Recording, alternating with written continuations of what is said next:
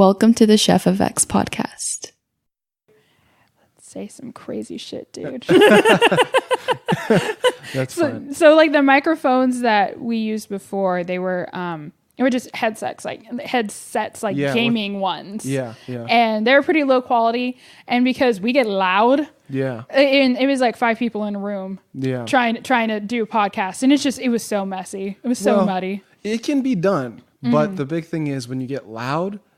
Peaking is the number one thing you want to avoid with microphones, which is where the volume gets so loud that the data gets distorted. Yeah. So if you can have something where there's enough headroom where it's like you take the loudest you're probably going to get and then add 10 decibels to that or 12 decibel, then you'll be okay, right? Because you can always add more after. But once it gets distorted, you can't undistort it. See, I think sound mixing is such a fascinating art form because it is something I am not very attuned to. Yeah. And the people who can manipulate sound, an intangible yet highly tangible product, it's just so cool. And like the fact that you're doing this podcast, I don't know, I'm just really fascinated by the whole process and like what the topic at hand too, worldview.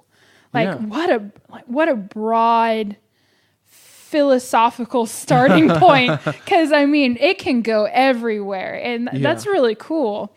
So I'm curious, so your worldview, like what is your starting point? The starting point is usually what I ask first, which is what do you think is a good life? So it starts with the idea that you're going to be alive, let's say in this form, just to be super conservative about it. You're going to be alive in this form for roughly 100 years, if we're just going to count in things that are, can be divisible by 10. So what are you going to do? And does it matter to you what you do? Oh, it matters to me a lot. Yeah. Which is, I've kind of found an unpopular opinion. Yeah, a lot of people, because I want my actions to have positive effects on other individuals. And from what I found is a lot of people are just in the game for themselves. And they're just like, I just want to do my hustle. I want to do what makes me happy. And I'm like, I want to have an impact. And I'm kind of already starting that, which I'm really proud about. Because I work with individuals with intellectual disabilities. So like my current client, she's mentally handicapped, slightly physically disabled, and she calls me her best friend every day. And that means a lot to me. Living outside of myself, kind of, which I don't see a lot of people doing, which makes me a little bit sad. I think if we were all a little bit more empathetic, I think the world would be an incredibly kinder place. But yeah, if I lived, holy shit, if I lived to be 100. Or if you, even in this case, even if you live to be 60. Even if I lived to be 60, I would like, a version of a good life. I feel like the human reaction is I like to have enough money to be comfortable. Like, I don't need to be wealthy. I think wealthy is excessive, but just, we're in a capitalistic society. We don't have a choice whether or not money is a necessity. So I would like to be able to live comfortably. I would like to reproduce and have them not be like sociopathic.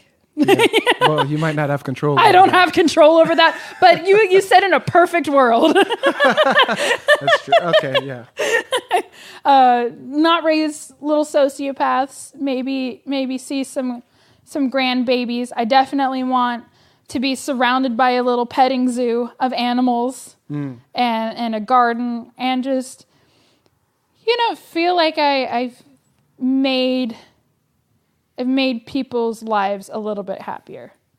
That's the goal. Like, I don't know, because I don't have a truly set career. Like, I don't have a college degree to work off of. That generally gives somebody an idea of where they want to go in life. And for me, it's more like whatever gets thrown my way, hopefully it does some good.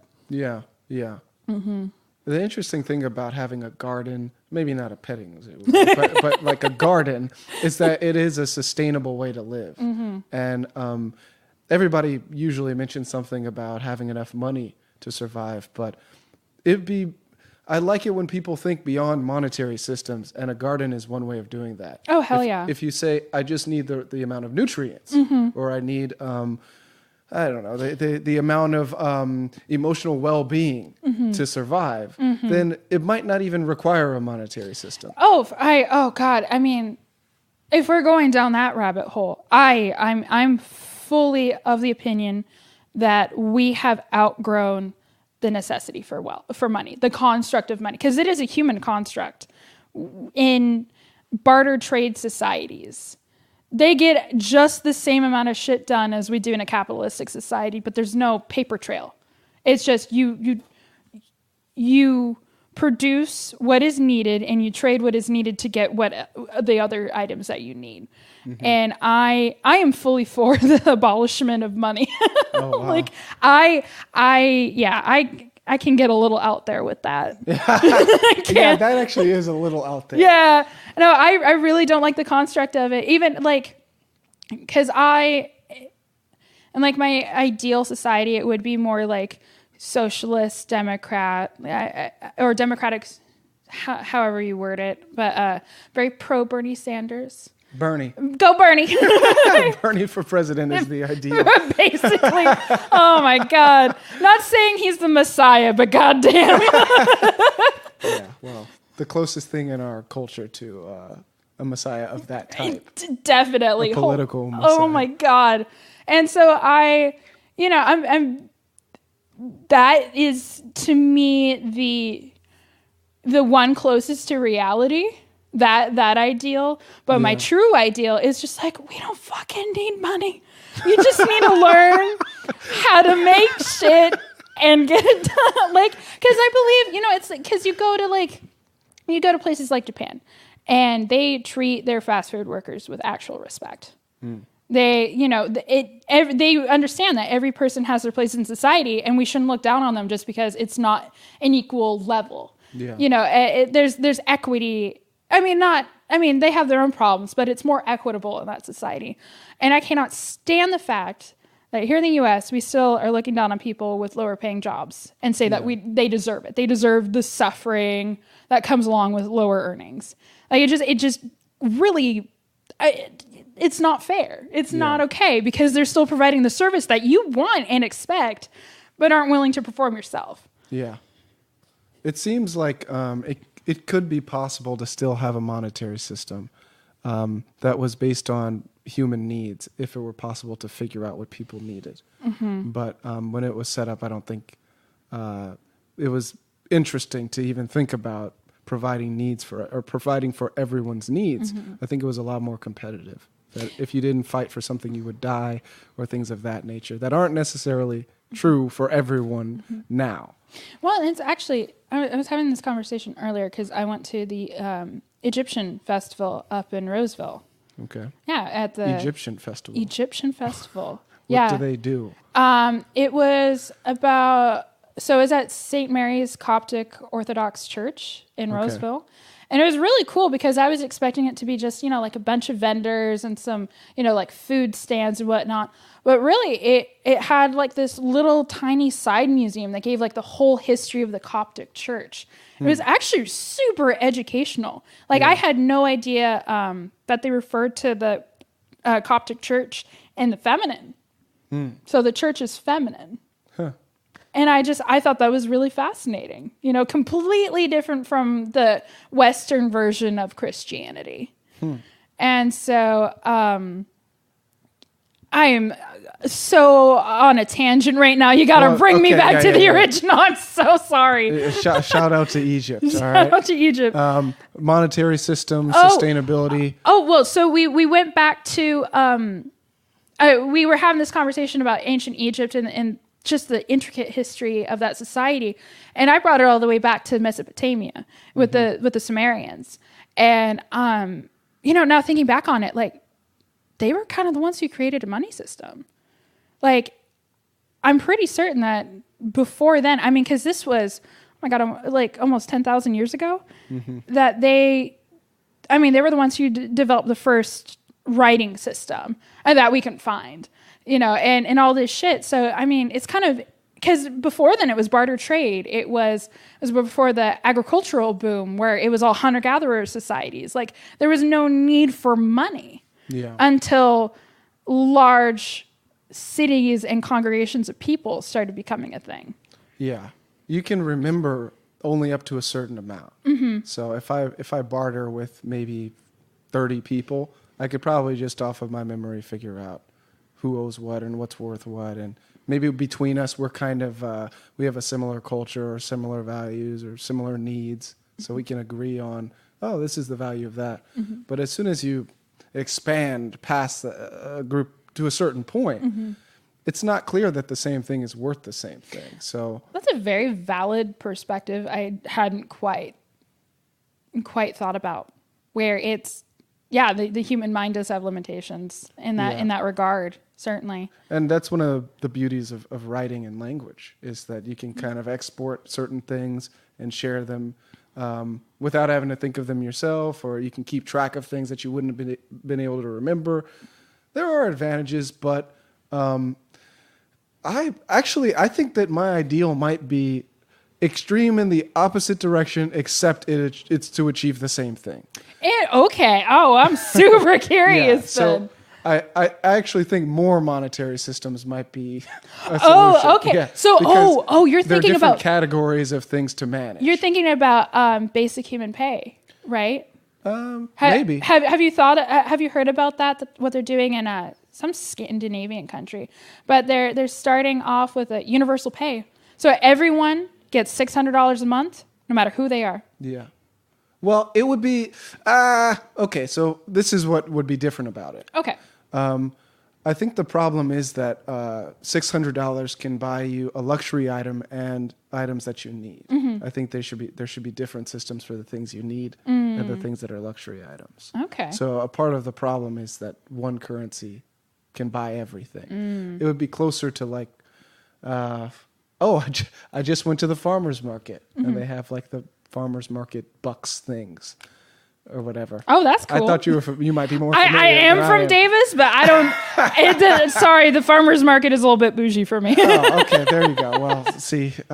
I shop at the Dallas store. All right, fine. I was at the farmer's market. I was being bougie.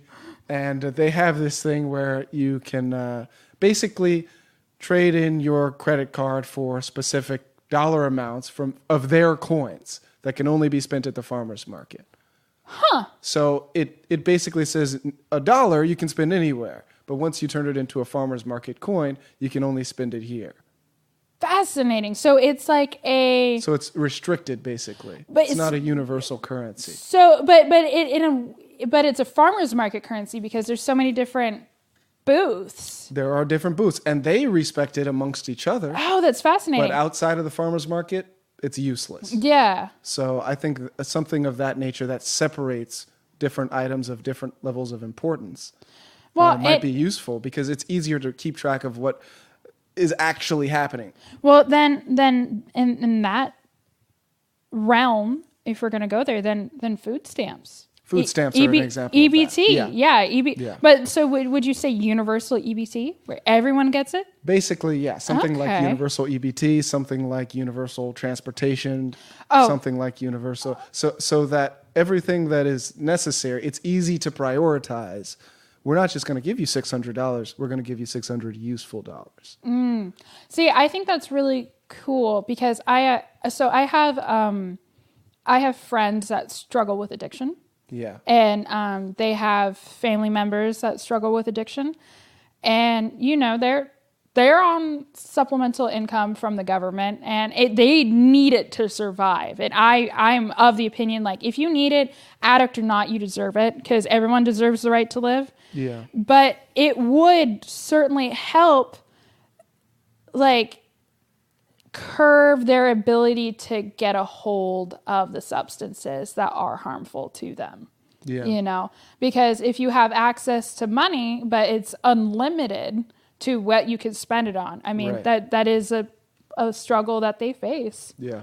And that wouldn't even require that you eliminate the market that we have already. That could just be a part of it. See, So- that's really good. That's a fascinating perspective, because I want to get rid of money, not add money. Well, the real, I think the meat of it seems like it's more money and more confusion, and it is more confusion. But the root of it is can you manage the things you want to manage in the way that you want to manage them? And one of the things that's confusing about our system is, since you can use money for anything, a dollar is a dollar is a dollar. But the what you can spend it on is not equally necessary for someone to live. There's no weight on the fact that one person needs it to survive and another person needs it to add rims to their car. They're seen as exactly the same. So it's up to the individual who has the wealth to decide where it's going to be used. And when it's all said and done, there's just a huge bias toward wealthy people. Because if they already have the thing that they need, then it's just whatever they want. That's what gets invested into the economy. So those are the areas that get more funding. I have a very serious. I'm going to sit up a little bit more for this one, because this is my God, this is the one that absolutely pisses me off to the core of my being. So, how do you feel about billionaires? I think that if you're not obsessed with problem solving, it's a really bad idea. I think, and even if you are, it's still pretty bad. But yeah, but I don't know. I don't know any billionaires. I don't know, what it's like. I think here's the thing: a billionaire has to spend several $1,000s a day, and this means that they can't earn any more money. They have to spend several $1,000s a day to be able to die at $0. Yeah, that seems so incredibly unnecessary for me. There is no need for that amount of money. You can happily live on $1 million a year. Yeah, that is a perfectly doable thing. So say you get $1 million a year, you save half that. You'll be a multimillionaire by the time you retire, and right. you'll have a happy life. What, Jeff Bezos? He's the first ever billionaire. No. Valued at $1 trillion. Amazon was just valued at $1 trillion. Why? Well, yeah. Why is that necessary? There's no need for that. Well, that's kind of the angle that I would really start if I were to talk about billionaires, is how is wealth generated? And Amazon is a good example. That one, how is wealth generated? And two, are they a billionaire because they generated the wealth or because they inherited the wealth? And I think I'm biased toward the people who generated the wealth. So, well, yeah, because they put in the work to earn it. Yeah, they must have done something that was of value to the economy, or they played a central role in it, or they just somehow got the funds out of it and did no work. I don't know. But usually it's that they solved some problem that was a hole in the economy, or they benefited from technology that came out, et cetera, et cetera, et cetera. But how is wealth generated? And I think what's interesting about that is that as a poor person, for all practical purposes, a poor person, I'm middle class, but I think that there's a lot of people are exactly like me in that when we learn about money, we don't really learn the full picture. So as I'm growing and getting older, one of the big things I feel is missing is understanding the nature of investment versus regular spending. And the long story short is that with investment, you spend $1, but you get back more than $1. With regular spending, you just spend the money. So how is it that something can generate more than you put in, And it usually has something to do with it's not a simple addition. That if you take all the pieces and put them together, what you produce is worth more than just the sum of all of the pieces. So if you think of Amazon, well, what is it? It's selling stuff online. You have a bunch of items. It's a monopoly. Well, yeah, and that's we're getting right to the point. Yeah. You're selling a bunch of individual items online, right? If I sell something online, I could sell a microphone online on eBay. Great. What's the difference between one microphone and Amazon? Well, basically, the sum of all of the products being sold together plus all the reviews, plus everything that comes with online stuff like Amazon Prime, whatever the economies of scale they get to benefit from because of all of the stuff that's happening. You know what I mean? So when you add all of that together, it's worth so much more than just all of the individual eBay items. So that's really what Bezos is benefiting from. That's why it's $1 trillion. And see, it's really fascinating that you brought that up, because I have no interest in the stock market, because I have trauma associated from watching the stock market crash back in 2008, because I was 14. I was in middle school, because my middle school is weird, and we went to 9th grade. And I know it doesn't make any sense. That was in Davis? That was in Davis. Of course. Go Davis. And I watched the stock market crash because I was home at school because I was sick. And home from school. Oh my God, I can speak English. I swear to God. And I was hearing what all the commentators on the news cycles were saying, like, this is historically bad. This is really bad. This is going to affect us for a while, for years to come. And I was just sort of like, that's my future. This is what I have to deal with. Yeah. And I don't know how it affected you. It affected a lot of people in this area. It affected a lot of homes. Surprisingly though, like Davis being the bubble that is Davis, housing prices still didn't come down. It was one of the few places, because like my ex, he bought his house 3-bedroom, 2-bath in Sacramento for $140,000. In Sacramento? In Sacramento. And now that house is valued for over $300,000. Yeah. Yeah. It's just crazy what it did. And it was a foreclosure home. Wow. Yeah. Yeah. It's the basic idea of investment, of stuff growing because you're putting something in, but it grows more than what you put in, is one thing. But then when it comes to things like the stock market and financial markets, you also have things like derivatives where people are selling things and with specific risks, and not everybody's aware of exactly what's happening. Oh man, people have savings and people have, they have money in banks and whatnot. 401ks. 401ks and those are being traded. Yeah. So that's a whole different world. Oh man, no, it is a world that I don't have a math brain. So when people start throwing out numbers like that, I'm just like, yo, you lost me. I wish I could follow along, but holy cow, if it's not like out on a piece of paper that I could like track, I'm goodbye. Not present. Do you feel like you can understand pictures pretty well? Oh, I'm a super visual person. Yeah. So that's not a problem. The problem is,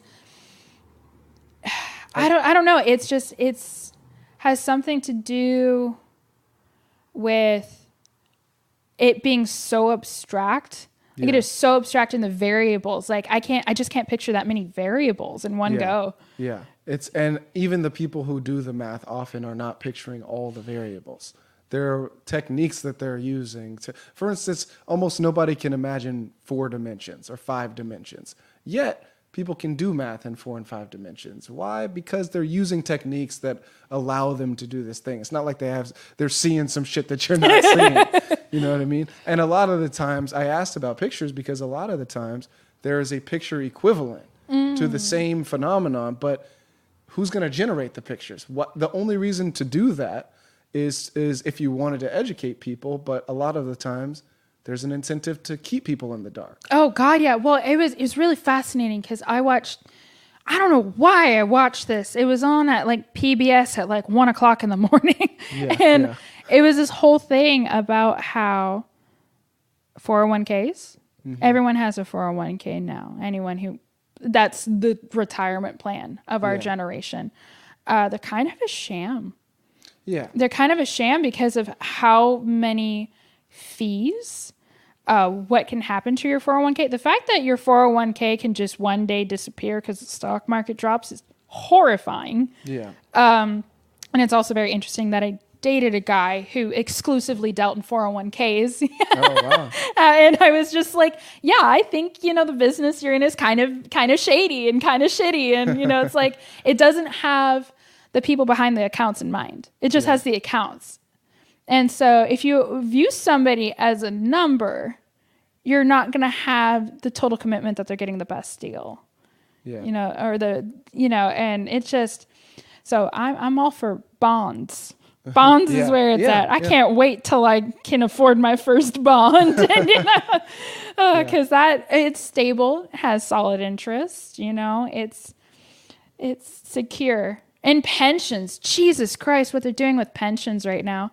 I have a few friends that have some government jobs, and they started working for the California government right before pensions were removed.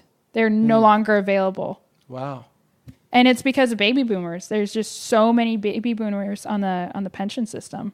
I can't keep up with it. It's incredibly expensive because they keep, like, if you're in the system for 30 years or something, you keep 90% of your income. Yeah. That's insane. Yeah, and I don't think that's sustainable. No, absolutely not. It's not sustainable. It's really nice if you're receiving the pension. Yeah. But it's and I don't know. I'm also for huge tax increases. Particularly on the wealthy. I don't feel like the underdogs who are, barely getting by should receive that same. But like that goes back to the whole argument of we don't need billionaires. There's no need for that. Yeah, I mean, so somebody could argue that there wouldn't be as much of an incentive to take risk if there wasn't like the reward of having a $1 trillion company. But the problem is it's hard to really see where someone is coming from unless you have some weird experience of or idea of what it might be like to be Jeff Bezos, especially at the beginning when you don't know that it's going to be $1 trillion down the line. I mean, because it is a risk. It is a huge risk. And as somebody, so I would consider myself lower middle class. Yeah. Personally, I grew up lower middle class, but I have upper middle class grandparents that were super supportive of my parents while I was growing up because they wanted to make sure that, I had everything that I needed, not what I wanted, but what I needed. Yeah. And,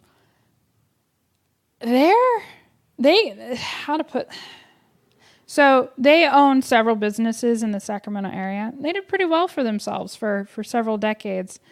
They put in financial risk with their businesses and, taking over pre-owned buildings and whatever. And, it's weird because honestly, risks like that, they had the financial benefit of taking those risks, but then they also had the added pressures that come along with it. Yeah. And it's like, in the end, they sold all the businesses just because the umbrella company was basically forcing them out because they were franchise. Yeah. So I'm certain you know what a franchise is, right? Yeah. Yeah. So they were franchise, and the big corporate umbrellas were just buying out all the businesses underneath them and dropping prices, and it was a really muddy process. And then, then the economy crashed, and then they couldn't rent out their economy buildings. And it was just, just to see how much stress came with those risks. I'm like, yeah, you got the money, but you're not enjoying it. Yeah. You have to work so hard. And I mean, your basic income is just fine as it is. So the cost benefit, I know, fun economy people love throwing that out. The cost benefit, it's just, it sometimes to me, actually most of the time for me, it's not necessarily worth it because usually added risks, added reward, but added stress. Right. Is what I've noticed personally. Risking stuff doesn't seem to make your life inherently better in the end if it is successful. Yeah. And there's also the piece that you have to have some amount of free time, education, some kind of privilege that would even allow you to take certain risks. So it may turn out that you could say, oh, there's a billionaire, right? Or Steve Jobs or something, Bill Gates, somebody who's now or was really on top. Well, somebody who was working at McDonald's wouldn't have even been able to take those risks. So there is you can say that having the financial incentive to make $1 billion or having the possibility of building $1 trillion company might motivate some people to say it's worth it to quit my job and live low for 2 years and to take the chance at maybe founding this company. Well, what I've, and correct me if you disagree, because I'd love to hear your opinion on this. Yeah. I feel like it is harder now to achieve the American dream or the quote unquote American dream as somebody who comes from a lower class family. Yeah, I feel like it is harder. I feel like when my grandparents did it, when my grandfather started working for that company and bought it out in the 60s, it was possible. There was a lot more equity. I mean, think about it. Taxes on the rich have reduced it's like some ridiculous number. I don't want to throw something out, sound like a complete idiot because I don't know what I'm doing. But, the amount of taxes that I think they paid in the 50s and 60s back then was like close to 40%, like 50%. Yeah. If you were upper middle class. And that's why the 50s were, such this utopian era, is because there was enough money for all of these social programs and to lift people up and to get people, into the middle class. I mean, that was the era of the middle class and when that concept was created. And because people, could afford houses for the first time. But then again, that also does play back into like, I'll be honest, it was way more attainable for white people. I mean, people of color in that era, though, were still horrendously fucked. Like, that's what I was going to say. Well, I mean, like redlining, you got to understand, even in the 50s, it wasn't all that great. Yeah, it wasn't all that great. Well, I see what you're saying. Taxing has had some effect on people's ability to achieve what I might assume to be home ownership, I don't know, marriage, and whatever else is in the American dream. Yeah. The tax policies have definitely changed. But it's very difficult to I mean, it's not clear that it's even possible to set up a society so that everyone is doing as well as you like them to do. In my view, unless there was some standard for what humans needed. If the standard is just a monetary amount, maybe. Well, have you ever heard of FDR's what was it? It was like Declaration of Basic Human Rights or something, because it was based off of the Life, Liberty, and the Pursuit of Happiness. What the hell is that? I'm blanking. Sorry, it's been a long day. Well, no, it's fine. I mean, one variable that's still not clear is health. Because that was actually part of FB. I gotta look it up. So it's like wait, what? Crap! I left something at my family friend's house. Oh no, I'm gonna have to go back for that later. So yeah, here. Sorry, I'm Googling. No, that's fine. FDR. It's like Bill of Human Rights or something. And it was really just simple. And he was going to try and pass it in Congress, and then he died. Yeah. And my biggest thing is, what if this actually got through? Because this was by far his most socialist piece of legislature he wanted to put out. Yeah. And it basically guaranteed, the second Bill of Rights is a list of rights that was proposed by the United States President Franklin D. Roosevelt during his State of the Union address in January 11th, 1944. And so, so it's second Bill of Rights, not Bill of Human Rights, but second Bill of Rights. Okay. And it was, here, let's see if they listed it. Employment, food, clothing, and leisure with enough income to support them, farmers' rights to a fair income, freedom from unfair competition and monopolies, housing, medical care, social security, and education. Yeah. A lot of those things are difficult to nail down, though. They are difficult to nail down because everyone's needs are different. Like somebody with multiple sclerosis is going to have way different set of needs than, you or I. Yeah. And, but that's based off of equity, Yeah. And those tax dollars don't need to go to me. They can go to her. That's fine. It shouldn't, We get so wrapped up over what people have and don't have. And it's just like, let's just let people get what they need. Because I work for fairly conservative people. No, that's where and they're all this is quite wealthy. And don't get me wrong, they're lovely people. They're lovely, kind individuals. But the way they talk about the poor sometimes, or like how they refer to Medicare and Social Security as this evil thing that's sucking them dry. Yeah. And I'm just like, do you not have a heart? Can you not see like other people are suffering? Do you just not want to help people? Are you really that selfish? Yeah. And you know, I've worked for a couple of families like that. I have people like that in my family, and I can't fathom that level of apathy towards your fellow humans. I can't fathom it. Yeah, it's got to be pretty weird. Right? It's got to be weird. Like, why are you so self-involved? And that's the thing about, like, they only focus... like, when I said, you know, people focus about them playing the game and them getting through it and getting what they need from society. And it's just like, we all just thought about each other, you know. Maybe we could improve on things. Yeah, maybe. Hopefully. Right. I mean, the big thing is extinction. Every species pretty much goes extinct. Mm-hmm. So, well, and I mean, it's mainly our fault for the last couple centuries.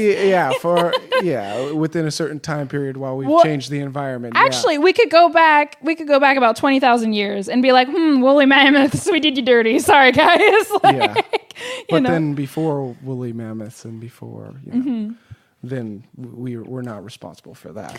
Hopefully.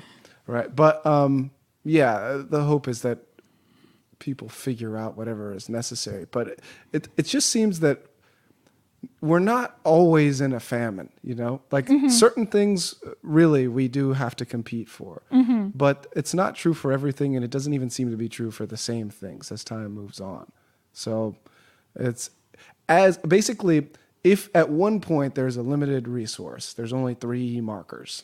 And then the number of markers grows. And it turns out there's double the amount of markers as the people who need them. There should be some policy change that matches that. But it's not clear that we're even monitoring, like whether or not we have enough resources to suddenly say, hey, we don't need to compete. We just need to distribute these to the people who need them. Oh, so are you talking about our current food situation that we're experiencing in the U.S.? Food is an example of that. Dude, food. I mean, I drive through the farm country to go to work every day. And, you know, last year, when I started working for this particular family, they're, you know, in the fields, migrant workers. Yeah. You know, about 30 to 40 of them all in the fields working really hard. And, you know, I always felt like, you know, if I wasn't going to my second job, I would have loved to just like buy a couple cases of Gatorade and just drop it off. And, you know, but I unfortunately never got around to doing that. But, you know, it was just always like really You're a horrible person. I know, I'm going to hell. It's guaranteed. You didn't buy those Gatorades. I know, I'm the worst. But, you know, there were people working, and now after Trump America and all this fucking horrifying bullshit that's going on in our society, I've seen like maybe 10 people per field.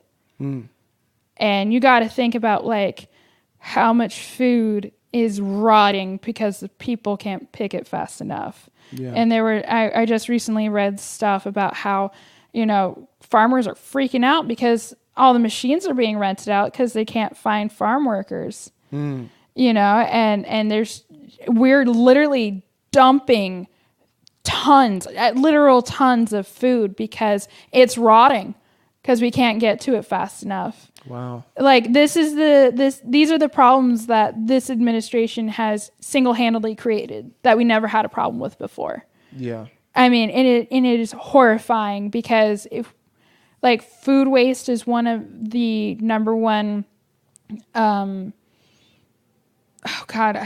it's one of the leading causes of like global warming issues because like all the water that it takes to create that food, and then if we're wasting that water, you know, I mean, I read some crazy statistic sometime that like if we didn't create food waste because it wasn't a pretty looking apple, I mean, we could feed the whole world over twice.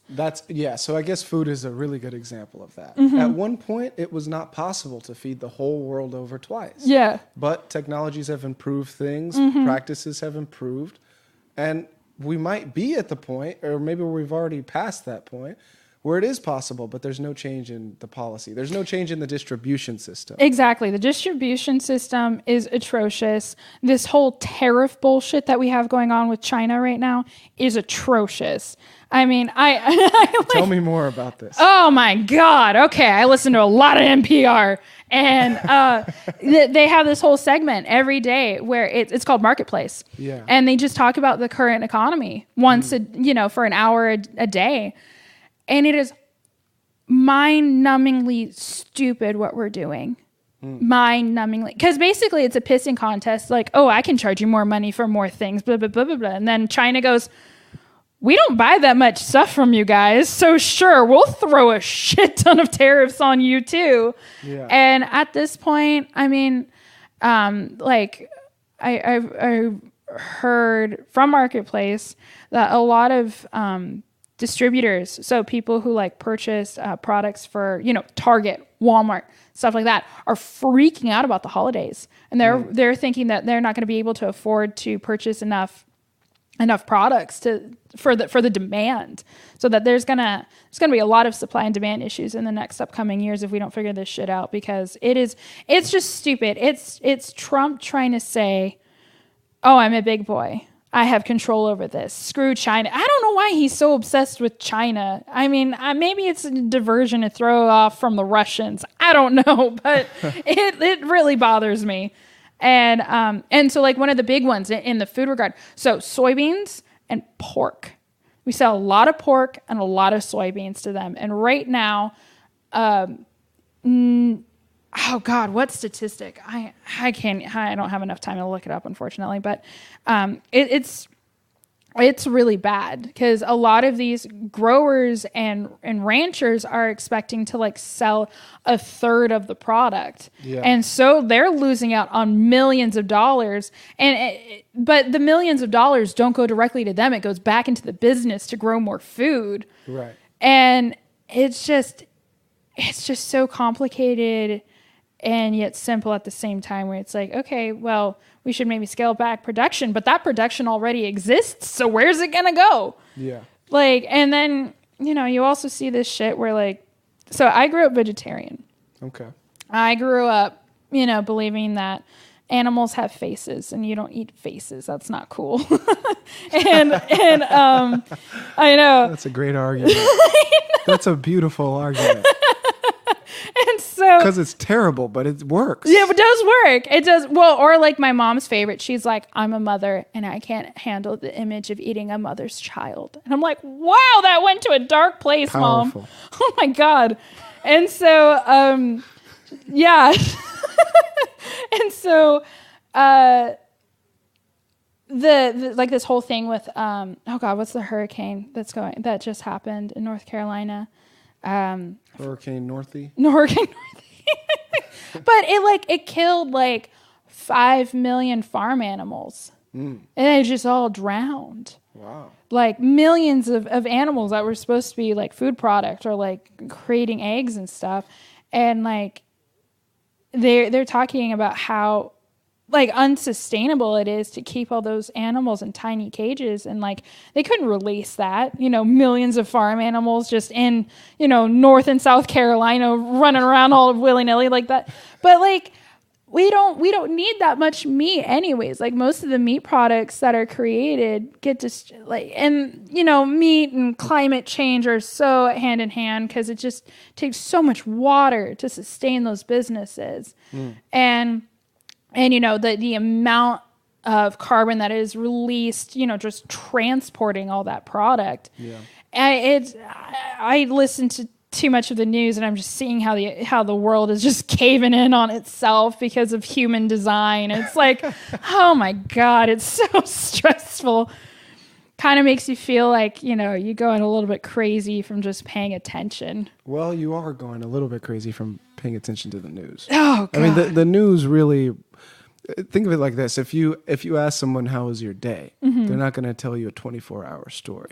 They're just going to pick out certain things. So a lot of it is left out. But it's already well known that the things that are kept are things that are kept for very strategic reasons, like agenda setting. People want you to think about a certain thing over and over, then they put it in the news and say, this is the center of that day. Here's the center of the story. Here's exactly what you should be paying attention to.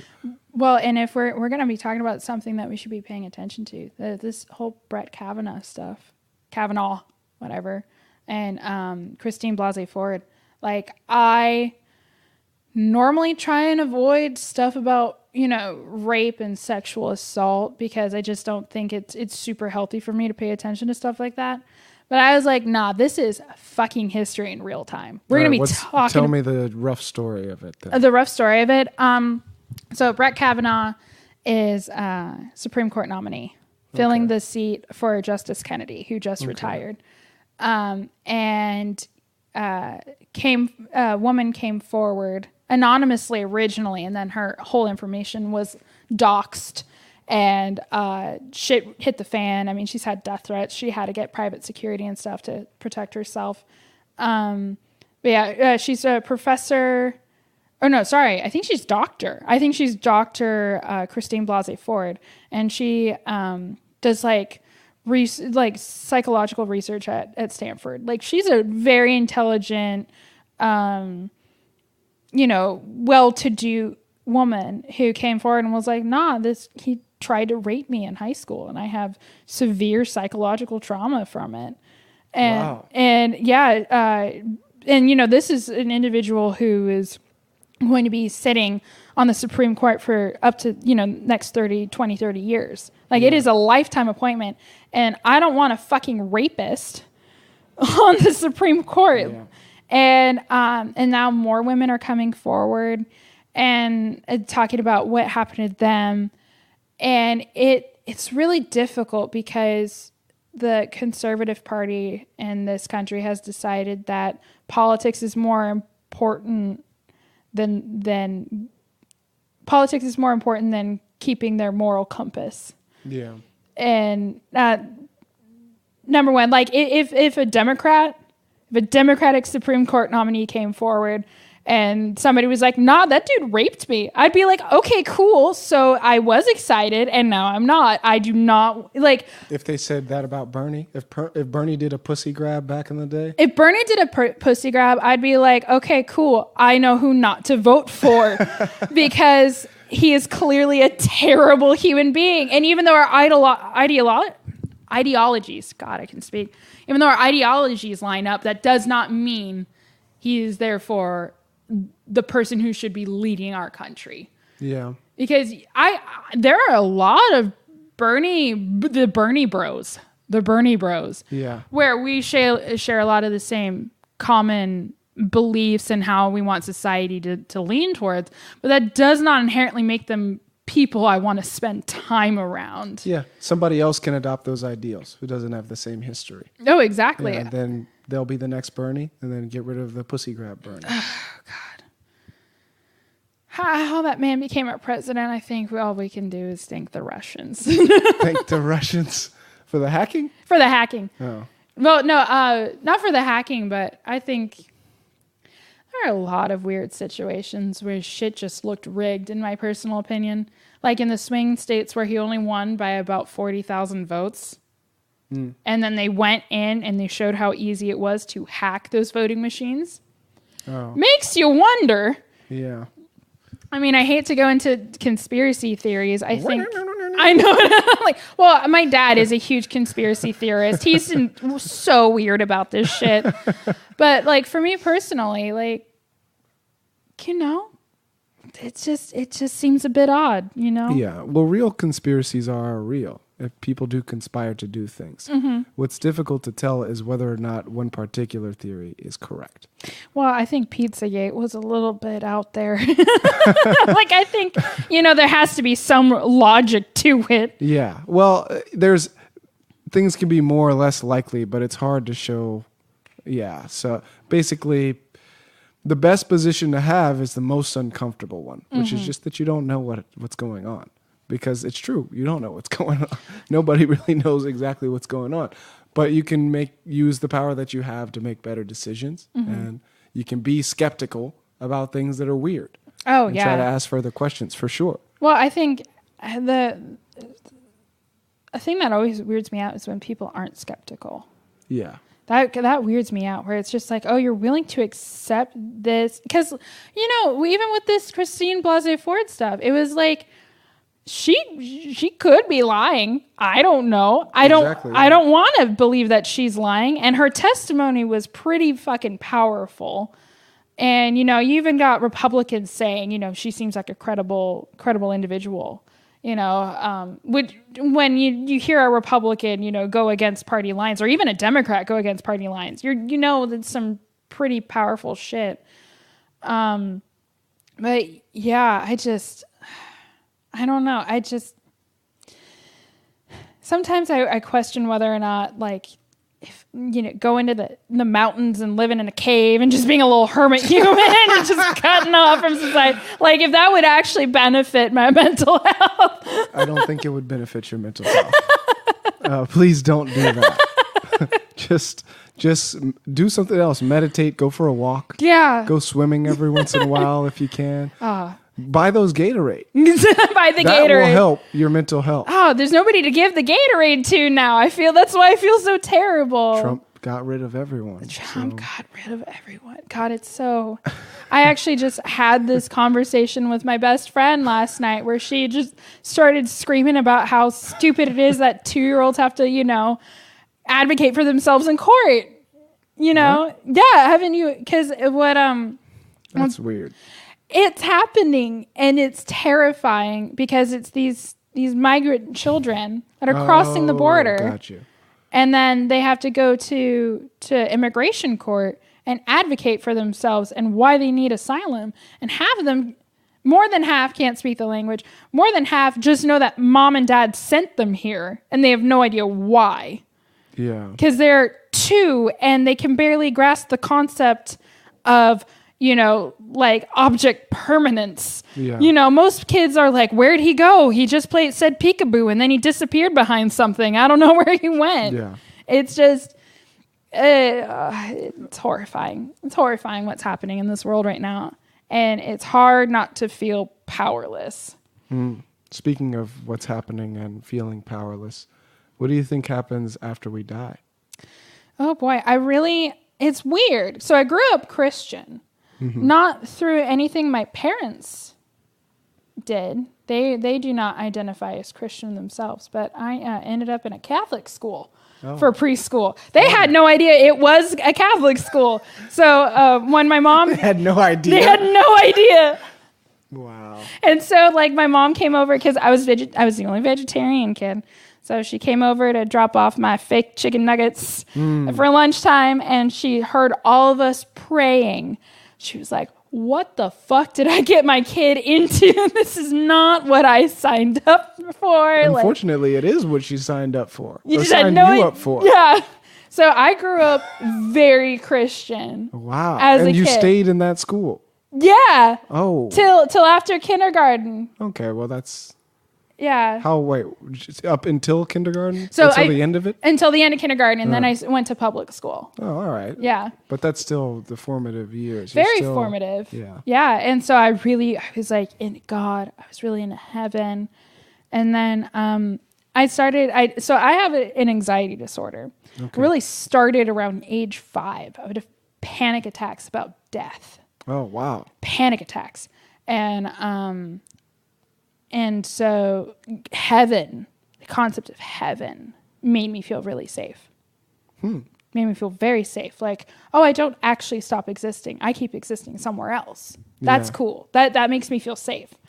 And then later on, I went into like a complete opposite perspective where I'm like, I'm atheist, it's nothing. Nothing happens when you die. Absolutely nothing. And now... because that was like my preteen years. Yeah. And I got really into like nihilism. And I was like, nothing matters, nothing. And I had issues with depression. Yeah. And so I got really nihilistic, and I was like, nothing happens when you die. It's just nothingness, and life is nothingness, and just really angsty bullshit, really. Yeah. And now that I'm an adult, and I've had some weird encounters, like aliens? Not aliens, it's ghosties. Ghosties. Ghosties. Okay.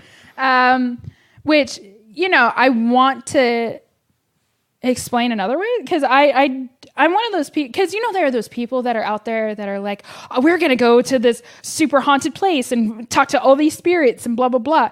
And I think those people are nuts. I want nothing to do with an afterlife. I think it's spoopy, and I'm not into it, and I just don't need to know. I just don't need to know about that kind of shit. And so right now, I'm kind of more in a hopeful place with the afterlife, where I'm like, I think reincarnation's super cool. Okay. I think reincarnation's cool. Or there's another one, which is super esoteric, where I think that if there is some form of an afterlife, because it's in most cultures where you have the river Styx. You have the Book of the Dead that leads you to the underworld in Egyptology. Really fascinating stuff. And then there's this whole concept of like crossing a river or a barrier into a different plane of reality. Mm-hmm. And I think that's really fascinating. And that's kind of where I stop, because like I said, I've experienced some spooky shit. And so it's like, I just don't need to know. Yeah. I just don't need to know. I mean, it's going to happen eventually. And you're going to run the experiment anyway. Yeah. So you don't have to guess. Exactly. It'll whatever happens. And I have very spiritual family members that survived the 70s. And and so they went out there with the help of some chemicals my aunt's whole concept is whatever you want happens. That's what she believes. Whatever I want is going to happen, because that's what happens. Yeah. What about being a trillionaire? There are certain testable things that kind of shut that one down. Well, I meant in the afterlife. Oh, gotcha. Not in the whole life. I see where You're like, wait a minute. Yeah, no, I see where I fucked up in that one. That one got me with prayer. Really? Yeah, I remember when I was a kid, I was trying to fix my bike chain, and it didn't work. And then I prayed, and then it worked. And then I went to a church, and they said, all right, tell us about something great that happened. And I was like, I prayed, and it actually worked, and everyone was upset at me. Why? Because I said it actually worked. Oh, the prayer should just work. They're like, what's wrong? It's not working. And I'm like, are you guys being serious right now? Or are you just fucking with me? No, it hasn't worked. I'm dreaming for real shit. None of it's happened. None of it. So did you grow up Christian then? Quasi-Christian. Quasi-Christian. Okay. I feel like I grew up with exposure to like two major religions, Islam and Christianity. But I also was around like non-explicit atheists. Okay. So it was not really a big issue for me to like not go to church or not believe anything. Oh, well, that's kind of nice, kind of convenient. Very convenient. Extremely, especially as I like started getting older and asking my own questions. And I think 10th grade was officially atheist year. Oh, but probably same, bro. World history. So you learn about a bunch of things all in the same class, and you're like, So, but probably as early as like 3rd grade, unofficial atheist. Unofficial atheist. Yeah, I seem to surround myself with atheists. It's really hard. They are great. It's interesting in the sense that like I'm this person who's like very open to like, okay, I think there might be some other shit out there. I just don't really want to know. And then like all the atheists in my life are just like, no, that's bullshit. That's bullshit. Well, that's one thing about the current kind of tint on the word, whatever, is that there's this extreme, like, fuck everything, like, that's all bullshit. It's like nihilistic atheism. Yeah, but that's not necessarily the case across the board. It just, I think that more generally, it's closer to a like philosophical skepticism, where really what you're saying is it's not possible to know / I don't know. Well, also, I mean, if you look at the root of the word, it just means lack of God. Yeah. No God. Because I believe that you can be spiritual and not believe in God. I mean, that's Buddha. I mean, it's weird because Buddhism, in a way, is an atheist philosophy because there is no God in Buddhism. Yeah. Well, I would agree, but I would, as long as I would include, and I think if you look at things, this is really what it is in modern terms, but I would include self-care as spirituality. Oh, interesting. So to say that, because if you're taking care of yourself, a part of it is acknowledging your emotions and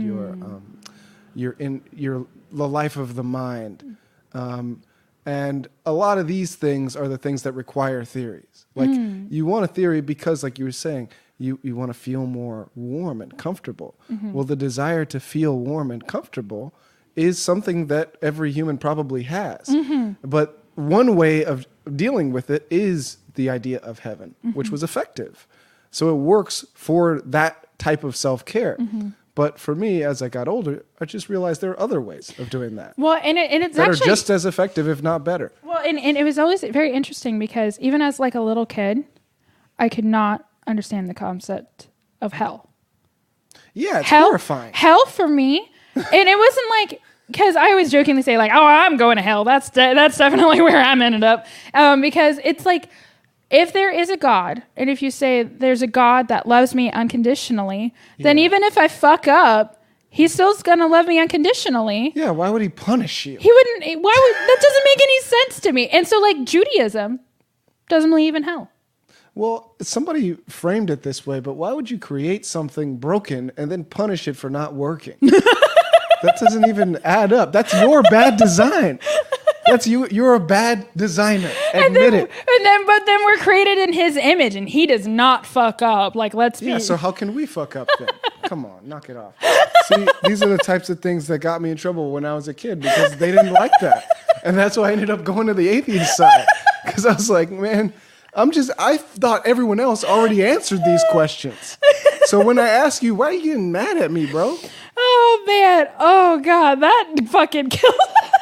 So like, okay, I remember, so when I was 9, so at the same school that I talked about earlier, the Catholic school. So they ran an after school program for kids.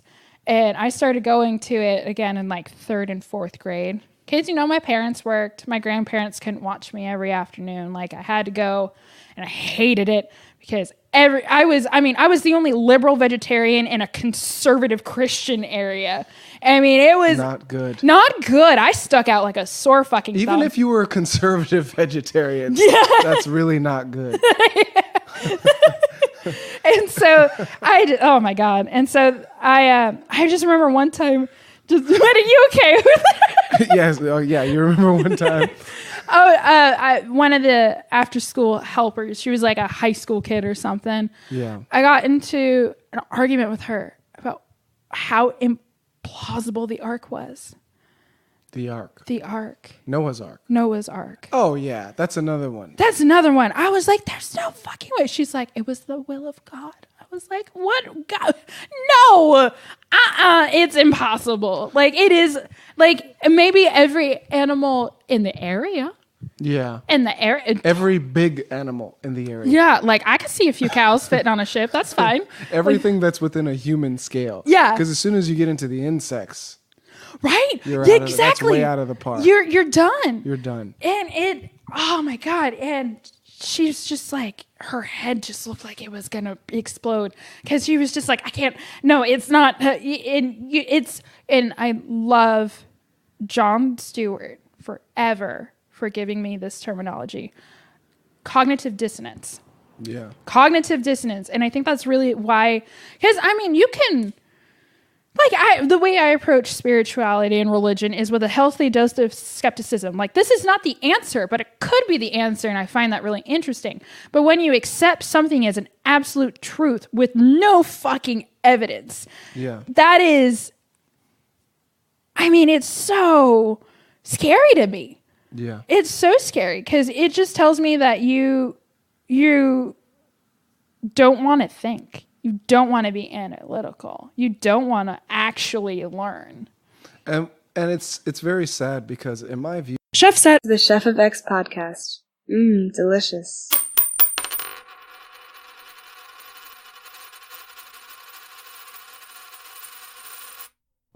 Here's a quick message from our one and only sponsor, Trefofx. Trefofx. We said it, therefore it's true. You know what's good? It's the young sheep. I just wanted to give a quick shout out and testimonial to my brothers at Trefofx. You know what I'm saying? Trefofx is the only online news source that I can trust. They already figured it out, man. They post real shit only. The shit I agree with, you know what I mean? You never gotta worry about checking no sources with Trefofx. They got it done. Plus, they got some real niggas and bad bitches working up in that motherfucker. You know what I'm saying? So, shout out to Trefofx. Trefofx. We said it, therefore it's true.